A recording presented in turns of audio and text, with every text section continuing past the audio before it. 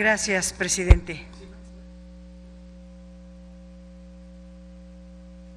Reiteradamente se ha dicho en los medios de comunicación, hemos escuchado de la voz del gobierno federal, reiteradamente se ha dicho que la ley no se negocia. Así se le ha dicho todos los días al Magisterio Nacional, que ha estado solicitando diálogo para revisar la reforma educativa. Se les ha dicho, la ley no se negocia.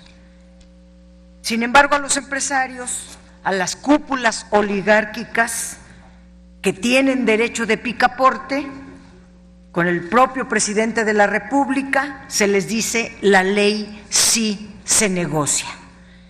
Y entonces estamos aquí porque el presidente de la República vetó una ley aprobada por el Congreso, el artículo 32. ¿Cuándo sí se negocia la ley? ¿Cuándo no se negocia la ley? ¿Para quién sí se abre el diálogo? ¿Para quién no se abre el diálogo? ¿A quién y a qué intereses sirve el Estado mexicano y a qué intereses subyuga? Esa es la cuestión de fondo. Los grandes problemas de nuestro tiempo, o uno de los principales, es la corrupción. La corrupción es la causa fundamental de la creciente desconfianza hacia todo el sistema político mexicano y quien ha fracturado el tejido social. La corrupción es el problema que agrava también la desigualdad, la violencia, la impunidad y genera una espiral que se alimenta a sí misma, haciéndose cada vez más voraz. Nadie está pensando aquí, ni cuando votamos esta ley en su artículo 32, la Ley de Responsabilidades Administrativas en su artículo 32, nadie, ningún legislador o legisladora de ningún partido político pensamos en los beneficiarios de programas sociales que se han manipulado falsamente, que estábamos pensando en ellos. Tampoco en los becarios del CONACYT, que son, por cierto, muy pocos. Debería de haber miles más de becarios del CONACYT y millones de beneficiarios de programas sociales. Tampoco pensamos en los pequeños y medianos empresarios que sostienen el empleo de este país, que son los que pagan impuestos y muchos, y que están sorteando la crisis, la devaluación con enormes sacrificios. Aquí se trataba de poner en regla a los magnates que por sus acuerdos con el más alto poder político se llevan las más grandes tajadas del presupuesto público cada año.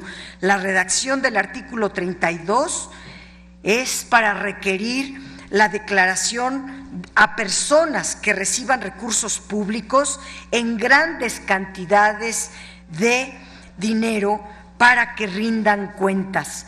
No se trataba de supervisar las migajas del presupuesto que se le da a los pobres, sino de dar seguimiento a los miles de millones de presupuesto que se dan a las cúpulas oligárquicas, que no solo reciben tajadas millonarias del pastel presupuestal, sino además, mediante actos de corrupción, se les entrega la riqueza del país a través de las privatizaciones, a través de rescates. Nos referimos a los que sí pueden negociar la ley en su propio beneficio para recibir exenciones fiscales, privatizaciones etiquetadas, presupuestos, subsidios millonarios, etcétera, etcétera. ¿Cuál es la razón para que no se rinda cuentas sobre esta inmensa riqueza pública? Ese es el tema del artículo 32 que ahora se discute.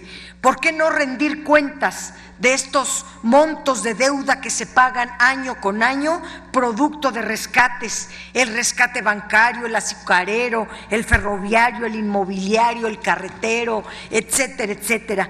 ¿Por qué no rendir cuentas del presupuesto que reciben a través de contratos millonarios, de operaciones opacas, de convenios modificatorios? La oligarquía mexicana que incrementa su poder económico al amparo del poder político. Esto se llama actos de corrupción que quisimos regular en el artículo 32. Se trataba de llevar a control, de poner bajo control tanto a los servidores públicos, los que toman las grandes decisiones, y a los grandes oligarcas, que son los que tienen el derecho de picaporte para poder negociar a los más altos niveles. Entonces, estos que son los que ponen a los presidentes a negociar la ley, son los que ponen presidentes, ¿por qué no decirlo?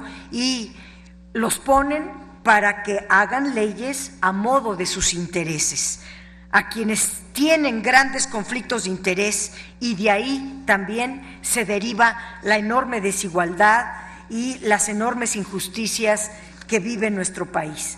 La Ley de Responsabilidades Administrativas fue votada en contra por parte del Partido de la Revolución Democrática. No hemos terminado el debate del artículo 32, no estamos autorizados aquí para dar un voto a nombre de todo el partido. De momento tendremos que abstenernos mientras continuamos el debate en nuestra bancada, pero sostenemos que nuestro voto de la pasada ley, cuando aprobamos o cuando rechazamos esta Ley de Responsabilidades Administrativas, lo hicimos porque no quisimos prestarnos a la simulación. La corrupción o se ataca a fondo o es simple simulación. Quisimos, con nuestro voto en contra, decir que el soborno, los conflictos de interés, el enriquecimiento no se están sancionando, no se están considerando para su verdadera erradicación. El veto del presidente al artículo 32 obedece a la presión de los grandes empresarios, para quienes la ley sí se negocia, y no para los maestros. Demandamos diálogo con los maestros, que se revise la reforma educativa. La ley sí debe de revisarse, de considerarse. En este caso estamos también pidiendo diálogo con los maestros para que se revise la reforma educativa. Gracias. Gracias.